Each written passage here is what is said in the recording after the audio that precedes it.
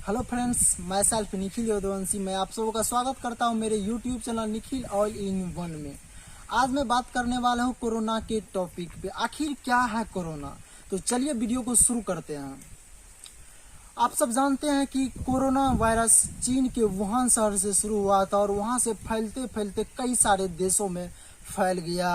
अभी जो वायरस ये काफी भयानक रूप ले चुका है। तो क्या है ये कोरोना वायरस? इसके लक्षण क्या है?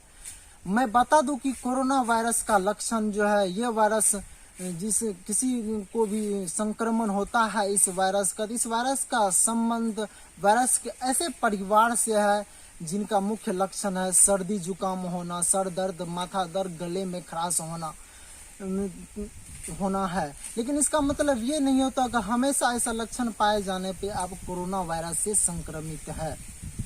यदि डाउट हो रहा है, आज के समय में शक हो रहा है, तो आप जाकर हॉस्पिटल में कोरोना टेस्ट भी करवा सकते हैं। जनरली एटमॉस्फेयर चेंजिंग की वजह से सर्दी जुकाम हो ही जाते हैं, लेकिन इसका मतलब ये नहीं होता है कि आप कोरोना वायरस से संक्रमित है।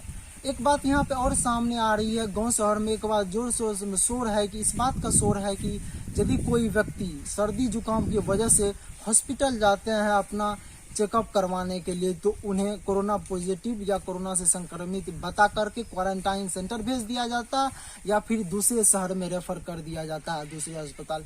इस बात को लेकर लोगों में काफी डर फैल गया, जिसकी वजह से लोग काफी घबरा गए हैं। यहाँ पे यदि आपको बचना है तो 3-4 मुख्य बातें हैं जो अपनाइए, तो फिर आप इससे आसानी से बच सकते हैं। अब यहाँ पे एक बात है कि इससे कैसे बचे। तो सबसे पहले बात यहाँ पे आती है कि बेवजह आप घर से मत निकलिए, घर पर रहिए, स्वस्थ रहिएगा। घर से आप यदि निकलते हैं, किसी काम के कारण निकलते हैं, तो सेफ्टी का यूज कीजिए, जैसे कि मास्क लगा लीजिए, बाइक से चलते हैं हेलमेट लगा लीजिए, आपका फेस पूरा ढका हुआ रहेगा, हाथ में ग्लोव्स पहन लीजिए। और वहां से आने के बाद जैसे ही घर आते उस कपड़ा को बाहर उतार के रख दीजिए। उसके बाद अपने हाथों को बढ़िया से साबुन से धो लीजिए, सैनिटाइज कर लीजिए। उसके बाद आप घर के अंदर प्रवेश कीजिए। तो इससे आप सेफ रहिएगा और आपके फैमिली भी सेफ रहेंगे। अभी के समय में कोरोना की वजह से जिनका मौत हो रहा, उनका मेन रीजन क्या है? कौन से लोग कोरोना के चपेट में आकर मर रहे हैं? तो उनका मेन रीजन है जो लोग पहले से किसी न किसी रोग से ग्रसित है, अस्थमा, डायबिटीज, हार्ट अटैक जैसी बीमारी, अन्य बीमारी से पहले से ग्रसित है। उन लोगों पे कोरोना जो है ज्यादा घातक साबित हो रहा है और उन लोगों का जो है मौत हो रहा है। युवाएं और जो बच्चे हैं उनको कुछ भी नहीं हो रहा है। यदि उनको थोड़ा बहुत वो संक्रमित हो भी जाते हैं तो उनको कुछ भी नहीं होगा।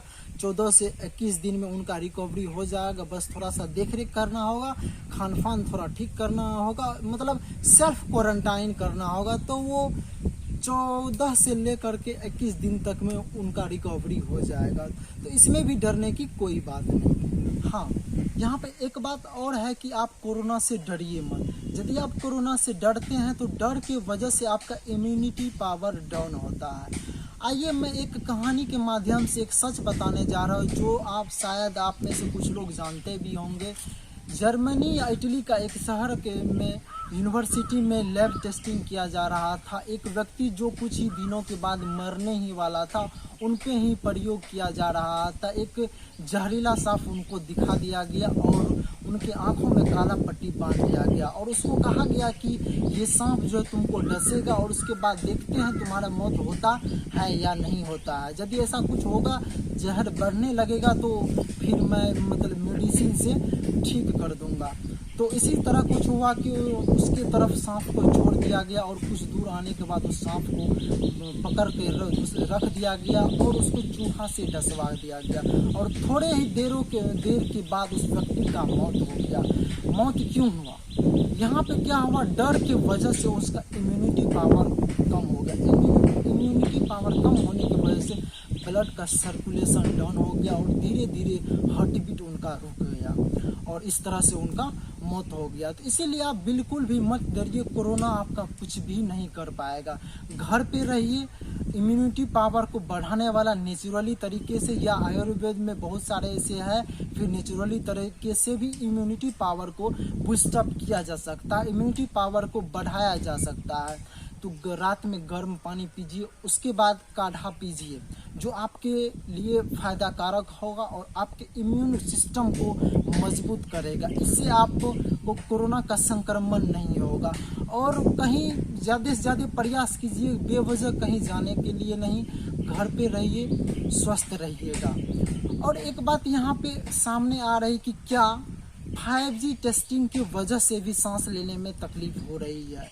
अक्षय कुमार और रजनीकांत के फिल्म 2.0 में जैसा कि दिखाया गया था, टावर के रेडिएशन के बजने की वजह से पशु पक्षियों का मौत हो रहा है। क्या वो भी कारण है जो अभी 5G टेस्टिंग चल रहा है? एक बात यहाँ पे सामने आई है कि मैं पेपर कटिंग कहीं से आया था व्हाट्सएप पे, तो मैं वो देखा, उसके अंदर उसमें लिखा हुआ था कि 5G टेस्टिंग के वजह से लोगों को सांस लेने में तकलीफ हो रही है। क्योंकि 5G जब टेस्टिंग हो रहा है, किया जा रहा है, तो टावर के रेडिएशन को बढ़ाया जा रहा है, और टावर का रेडिएशन जैसे ही बढ़ेगा, वेव बढ़ेगा, तो त्वचा रोग बढ़ेगा और धीरे धीरे सांस लेने में भी तकलीफ होती है।